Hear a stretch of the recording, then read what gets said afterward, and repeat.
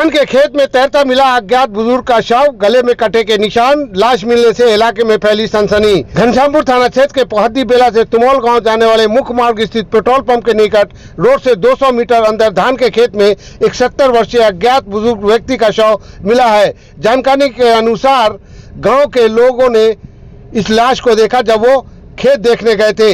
इसी दौरान धान के खेत से तैरता हुआ बुजुर्ग व्यक्ति का शव देख इसकी सूचना गांव वालों को दी और जैसे ये सूचना गांव वालों को मिली, गांव में सनसनी फैल गई। ये सूचना पुलिस को दी गई। पुलिस मौके पर पहुंची और लाश को खेत से निकाला, पहचान कराने की कोशिश की लेकिन पहचान नहीं हो सका और पंचनामा बनाकर लाश को डीएमसीएच पोस्टमार्टम के लिए भेज दिया। शुक्रवार को किसान जब धान के खेत जा रहे थे तो खेत से बदबू आने पर ग्रामीणों ने जांच की।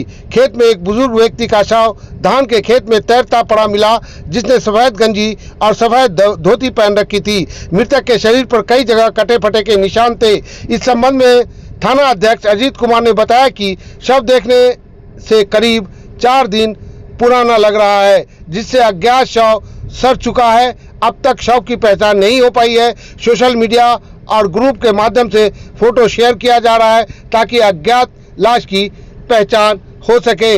लाश की तस्वीर हम आपको नहीं दिखा सकते क्योंकि इससे आप विचलित हो सकते हैं। क्या कहेंगे, अभी आप एक लाश को लेकर के आए हैं, कहाँ पे मिला था ये? पोहद्दी बेला में मिला था। पोहद्दी बेला में किस अवस्था में पड़ा हुआ था ये? पानी में पड़ा था। पानी में। ग्रामीणों ने कुछ कहा क्या? नहीं, कुछ नहीं बोला। अभी तक इसका कुछ पता चल पाया है, कौन है, कहाँ से? कुछ नहीं पता चला। कुछ नहीं। आप क्या हैं? चौकीदार है। चौकीदार हैं। कहाँ पे की घटना है ये? पोहद्दी बेला। पोहद्दी बेला कौन थाना पड़ता है? घनश्याम। देखने से क्या लग रहा है कि कितना उम्र होगा इनका?